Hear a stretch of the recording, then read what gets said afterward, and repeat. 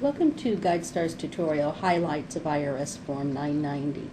It's the highlights because the 990 is a 12-page document that contains a ton of information, and it would literally take hours to go through everything that you can find in a 990.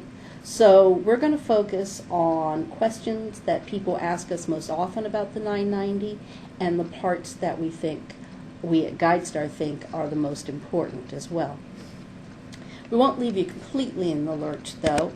If after you finish this tutorial or while you're actually looking at a 990 you have questions, you can always consult our Form 990 FAQs. And you get to the FAQs by clicking Help at the top of almost every page on our site, pointed out with this blue arrow here. Then either in the body of the page clicking FAQs, or on the left clicking Frequently Asked Questions, and then clicking Form 990 in the list of FAQ topics. And you will find 15 of the questions we are asked most often about IRS Form 990. If we don't have your question there, you can also try the instructions for the form, and you can download them from the IRS website, www.irs.gov. You do that by going to the Forms and Publications section of the home page, and that section circled here in blue. Click the More link underneath, and then when the search box comes up, put in 990, and your search results will have both the form and the instructions for the 990. Another place where you can find a great deal of information on tax-exempt organizations, which are the organizations that file the 990. Is in the Charities and Nonprofits section of the IRS website. And this circle, oval and yellow, surrounds the button that you click to get to the Charities and Nonprofits section of the IRS website. And in the next part of this tutorial, we're going to talk about who files the 990 and what the different forms are. So who must file the 990? Most tax-exempt organizations, that is, most organizations that apply for and receive tax-exempt status from the IRS. There are some exceptions, however, and one of the most common ones is churches and faith-based organizations run by churches. These organizations are automatically tax-exempt, and they are not required to apply for tax-exempt status, nor are they required to file a 990, although some of them do voluntarily.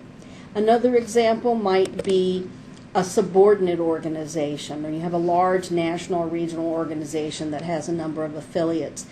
If the national or regional headquarters fills out a 990 that includes information on all of the affiliates, then the affiliates don't have to file because they have already been reported on by the headquarters. There are other organizations, and you can find the list of organizations, of types of organizations that are not required to file IRS Form 990 on the IRS website at irs.gov/charities/article/0, ID =152729,00.html. So of the hundreds of thousands of organizations that do file an annual return, who files what? If the organization is a 501c3 private foundation, that is an organization like the Bill and Melinda Gates Foundation, the Ford Foundation, the Rockefeller Brothers Fund, the Kellogg Foundation, and there are hundreds, if not thousands, of smaller ones. It doesn't matter what size it is, it must file a Form 990 PF, and we do have 990 PFs on GuideStar. For all of the other tax-exempt organizations that are required to file, their size determined by assets or budget or receipts determines whether they need to file. If the organization's annual gross receipts are normally less than $50,000 or equal to $50,000, they file a very short form known as Form 990N. That is not on GuideStar because all of the information in it is only about 8 questions, and all of that information is incorporated into the IRS Business Master File, and we automatically import the IRS Business Master File data into our database and website. The slightly larger organizations, those whose gross receipts are less than $200,000 and their total assets are less than $500,000, can file Form 990EZ, which is basically the short form, the same way the 1040EZ is the short form of the individual income tax form. And everybody else, those who are not private foundations and who have gross receipts that are greater than or equal to $200,000, or whose total assets are greater than or equal to $500,000, file IRS Form 990. And that is the form that we're going to look at in the rest of this tutorial. And in the next section of the tutorial, we will start by looking at the header of the form. The header of IRS Form 990 can help you undo a few secrets or reveal a few secrets that will make what you're looking at make more sense. The first is in the upper left of the first page of the form, and that's the section that tells you what kind of form you're looking at. So if you're looking at a 990 and it just doesn't look right to you, doesn't look familiar, check the first page. It could be that what you're looking at is a 990EZ, which is the short form, or you could be looking at a 990PF for a private foundation, which is a related but different animal from the regular 990. Another question people often have is about the form year in the upper right corner. They'll call and say, I clicked on the 2010 990, but when it came up, it said 2009. That's because the IRS uses the beginning of a fiscal year for the form year and the end of the fiscal year for the fiscal year. So if an organization's fiscal year began on July 1st, 2009 and ended on June 30th, 2010, the form year that you see in this upper right-hand corner is going to be 2009, but the fiscal year is going to be 2010. And if you think that's the situation that you're in with a return you're looking at, take a look at line A in the header. If the year the organization is reporting on, the fiscal year they're reporting on, doesn't follow the calendar year, they will usually put in, or they're supposed to put the dates in, and more often than not they do, of the period that's being covered by this 990.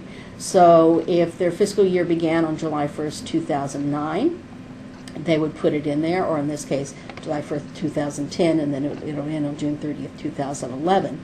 They will put that in this information, and 9 times out of 10, if not more often, when you think you're looking at a 990 on our site that's been mislabeled, you'll find that what you're looking at is the difference between form year and fiscal year. Another thing or area that can be very helpful is section B here. We will get calls from people saying, I'm looking at the 990s for the XYZ charity, and the earliest one you have is 2007. Are there any earlier, like in your files or something? And we'll go and we'll look at section B, and it will have the initial return box checked. And in that case, no, there's not going to be anything earlier, because initial return means that's the first 990 the organization filed. Similarly, if you're wondering if we have a later return for an organization and you go to section B and it says terminated, then no, we're not going to have a later return because the organization no longer exists. And when they put terminated there, that means that that is the last return that they are filing with the IRS. Sometimes people will get confused because they think that the organization they're researching is a charity, but when they get into the 990, they're not finding any information on, let's say, contributions or whatever. If you go to line I in the header, you can see what type of tax-exempt organization you're looking at. There's several types. 501c3s are charitable organizations. And if the 501c3 box is checked, then you know you're looking at a charity if it says 990 in the upper left-hand corner. Because the only other type of 501c3 is a private foundation, and they have to file a 990 PF. And the 501c3s are organizations that are eligible to accept tax-deductible contributions. If it's another type of organization, a tax-exempt organization, then it's going to check this box, and it's going to put in what type it is. And you've got business groups. Your chambers of commerce are not C3s, although they're tax exempt. I believe they're C4s, but I'm not 100% accurate. There's your state credit union, your federal credit union. They're tax exempt cemeteries, which I think are C13s. So if the 990 you're looking at doesn't quite look right to you, then check that box to see what you're looking at. And then there's other information, such as their website address, the year of formation. But the header can be very useful in translating or helping you figure out what you're looking at. And in the next section, we'll look at Part 1, which is the summary. Part 1 of the 990 is, as it is headed, the summary. And it presents information carried over from other parts of the form. The first thing it carries over is the description of the organization's mission, or the reason why it's tax exempt. And we think this is one of the most important parts of the return, because everything a tax exempt organization does should flow from its mission.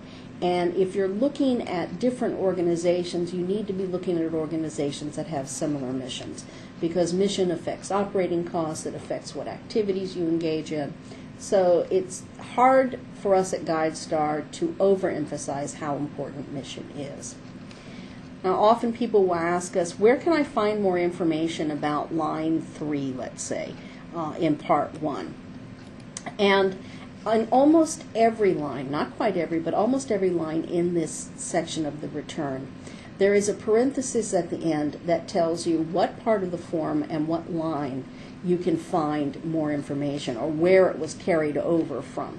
So in this case, if you wanted to know more about number of voting members of the governing body, you would go to Part 6, line 1A. There's an important thing to remember, though. What you see on the 990 is what you get. If you don't find the information you seek either in Part 6, line 1A, or on one of the schedules, if you're looking at a section that has a schedule attached to it, it's not going to be there. The organizations fill out the form and they report what the IRS needs, and the IRS requests the information that it needs to ensure that it can monitor the activities of tax-exempt organizations to determine whether they're in compliance with the U.S. tax code. Another line that people often find very interesting is the unrelated business revenue. Unrelated business revenue is income generated by activities that do not directly carry out the mission. The revenue may support activities that carry out the mission, but the activities themselves don't carry out the mission. For example, GuideStar's mission is to help people make better decisions by making nonprofit information widely available. We sell nonprofit data, and that's considered program service revenue, which is covered here in line 9. And that's because the sales of data is directly related to distributing nonprofit information. It just happens that we're charging for data in certain cases, and in other cases we make it available for free. We also have a newsletter, and our newsletter has paid advertising in it. Selling advertising does not carry out our mission, so that's unrelated business revenue, and we have to declare it here on line 7A and in Part 8, column C, line 12. And we also have to fill out Form 990T, which tells how much tax we owe on this unrelated business revenue. As of the middle of August 2006, Form 990T is a public document, but the IRS doesn't scan it, so we don't have copies. You can, however, get copies from the organization or from the IRS. Then there's a revenue section, and people are frequently interested in the contributions and grant section for the charities. And often they'll say, well, I want to know which donors made the contributions and how much. Donor information is confidential by law with 2 exceptions. The first exception is 501c3 private foundations, And we do have their 990 PFs on our site, and you should find Schedule B, which lists the donors. And the second exception is Section 27 political organizations. Those we do not have on the site. Then you have other types of income or revenue, and then expenses. And then you get to, there's the end of the expenses section, the net assets or fund balances, which can give you an idea of whether the organization is spending more than it's taking in or has the resources to support itself. Then you have Part 2, which is the signature block. And it's going to have the signature and name and date that it was signed, but the signature and name and title of the officer who approved the 990, and if a paid preparer prepared the 990, they'll have that information. And we think it's important to point out that 990s are submitted under penalty of perjury. So when the officer signs, paid preparer signs, particularly the officer, they are saying that to the best of their knowledge, this is a complete and accurate return. And now in the next section of this tutorial, we'll start with Part 3, which talks about the organization's mission. Part 3 of the 990 is the Statement of Program Service Accomplishments, and without a doubt, this is a section that we at GuideStar feel is the most important. Because as I said earlier, everything should come from the organization's mission.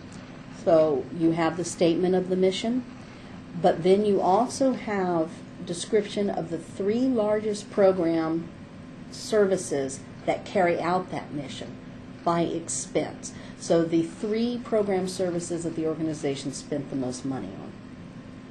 And using this section, you can determine what the organization considers important for its mission.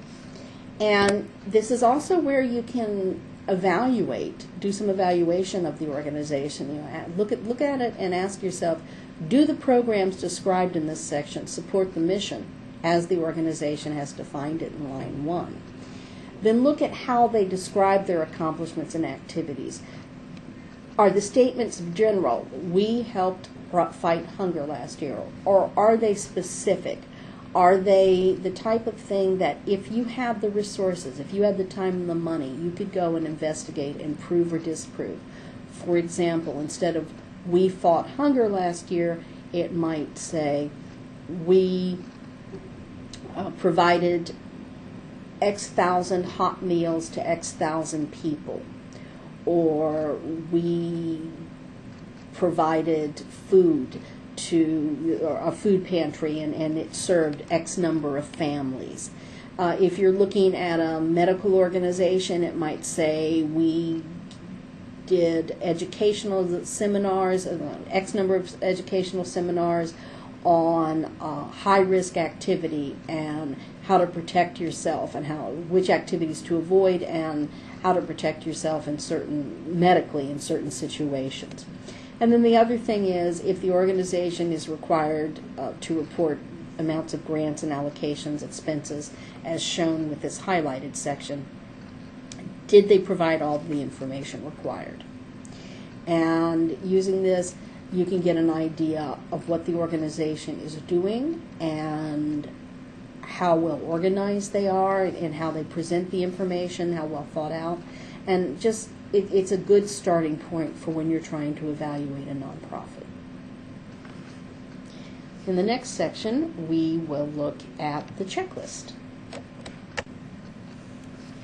Part 4 of the 990 is the checklist of required schedules.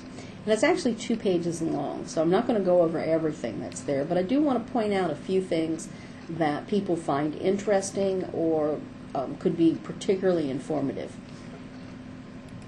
For example, line 4 asks if the organization is a Section 501c3 organization, that is a charity, because this is a 990, did the charity engage in lobbying activities? If they answer yes, then they need to complete Schedule C, Part 2.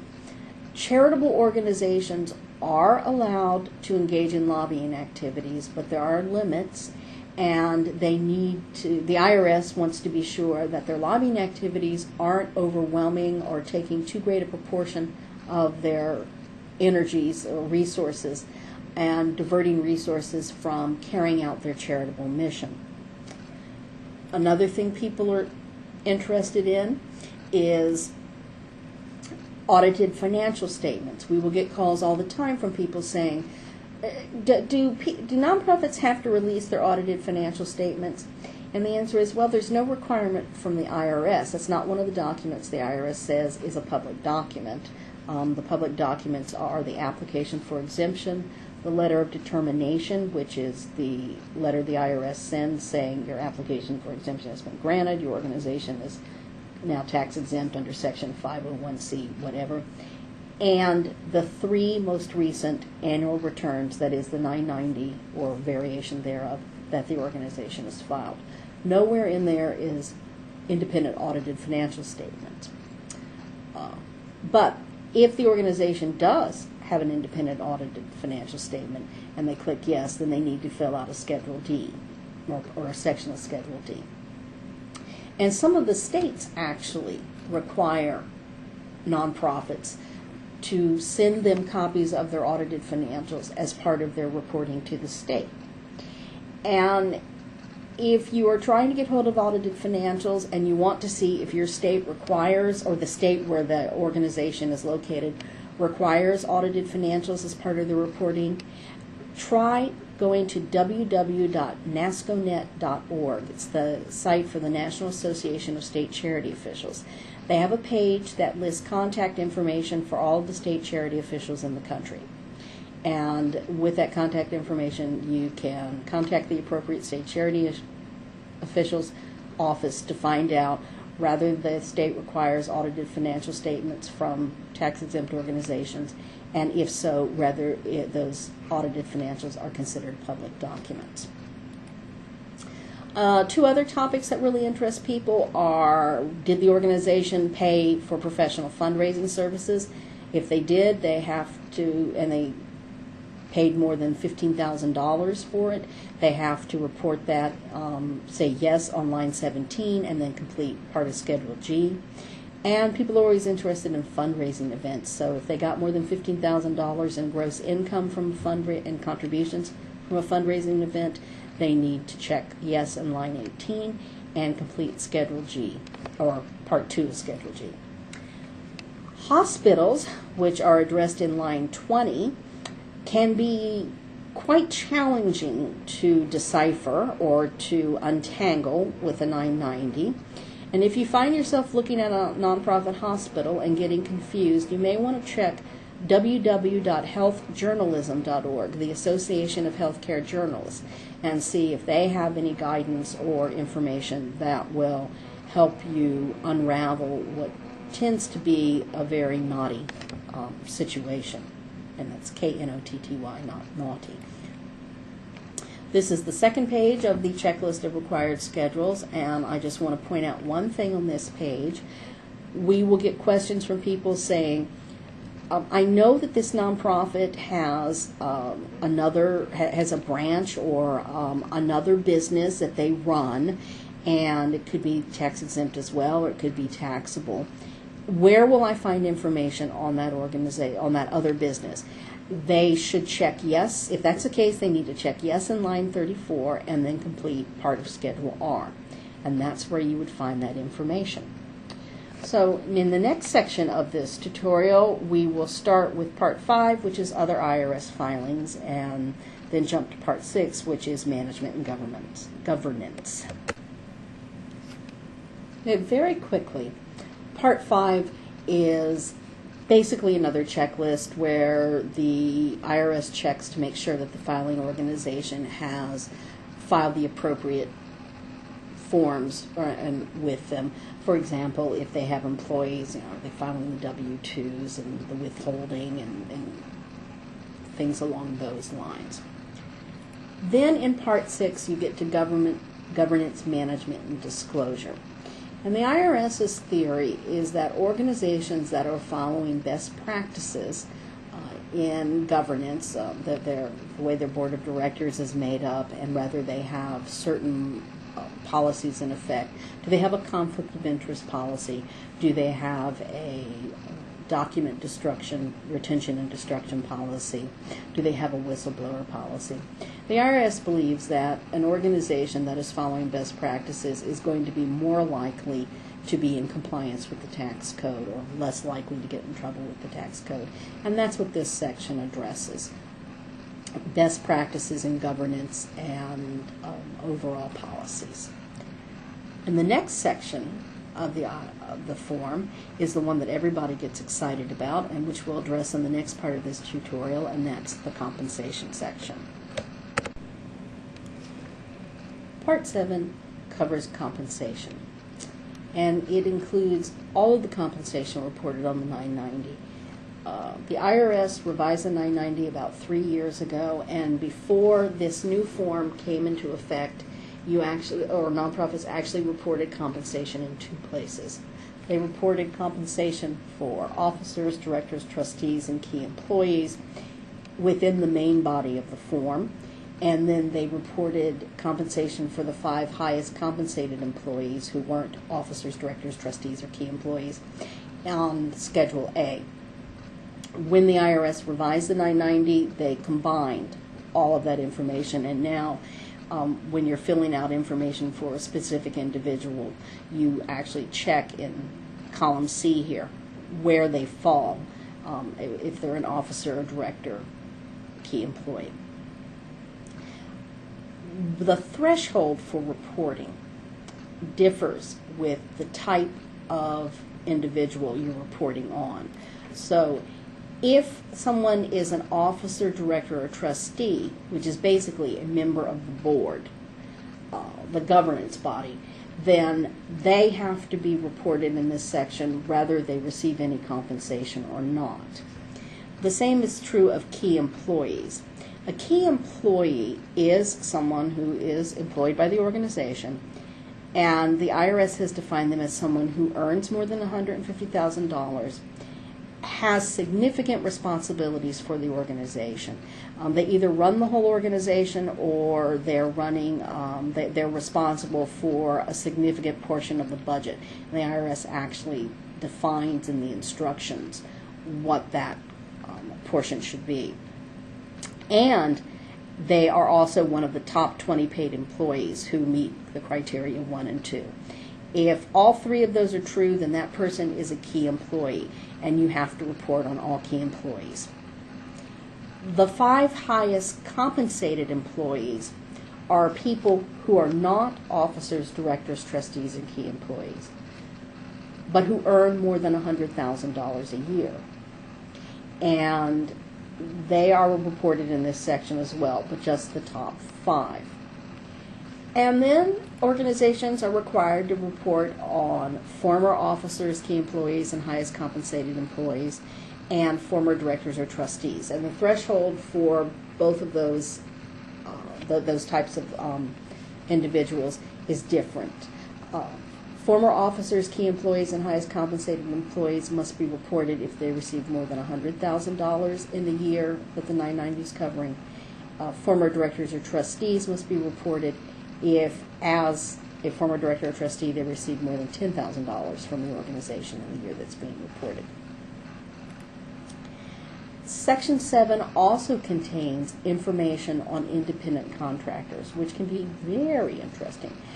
If the organization paid more than $100,000 to a contractor, or someone providing services such as accounting services, legal services, could be web services, marketing and advertising, some sort of management consulting.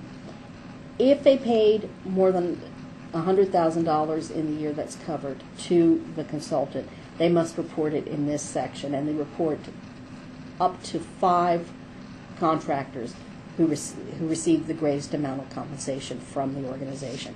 Not all organizations will have 5, but many will. And now we'll skip to in the next section of this tutorial, we'll go to the next section of the 990. Section 8 of the 990 is where you're going to find details on the revenue reported in Part 1, the summary. These are the lines that coordinate or correspond to what was reported on the first page. Similarly, Part 9 is the statement of functional expenses, and that's going to give you more detail on what the organization spent its money on in the year that's being reported. Then you have Part 10, which is a balance sheet, Part 11, reconciliation of net assets, and Part 12, which is financial statements and reporting. And then you have the schedules that we've mentioned briefly, and here are the lists of schedules that the IRS requires.